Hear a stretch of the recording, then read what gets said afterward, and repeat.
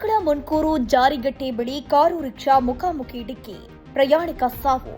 Car ಹಾಗೂ rickshaw ಮುಖಾಮುಖಿ ಡಿಕ್ಕಿಯಾಗಿ rickshaw ಪ್ರಯಾಣಿಕ ಸಾವನ್ನಪ್ಪಿದ ಘಟನೆ ಕಾರ್ಕಳ ತಾಲೂಕಿನ ಮೊನ್ಕೂರು ಗ್ರಾಮದ ಜಾರಿಗೆಕಟ್ಟೆ ಸಚ್ಚರಿಪೇಟೆಯ ಮುಖ್ಯ ರಸ್ತೆಯಲ್ಲಿ ನಡೆದಿದೆ. ರಿಕ್ಷಾ ಪ್ರಯಾಣಿಕ ಮೂಡಬಿದ್ರೆಯ ಶ್ರೀಕಾಂತ್ ಸಾವನ್ನಪ್ಪಿದ ದುರ್ದೈವಿ. ಮೂಡಬಿದ್ರೆಯಿಂದ ಬೆಳ್ಮನ್ ಕಡೆ ಸಾಗ್ತಿದ್ದ KA19AE 5906 ನಂಬರಿನ ರಿಕ್ಷಾ ಅತಿ ವೇಗದಿಂದ ಬಂದು ಮಂಚಕಲ್ನಿಂದ ಸಚ್ಚೇರಿಪೇಟೆಗೆ ಕಡೆಗೆ ಹೋಗ್ತಿದ್ದ KA20 MF 7385 ಕಾರಿಗೆ ಮುಖಾಮುಖಿ ಡಿಕ್ಕಿಯಾಗಿದೆ.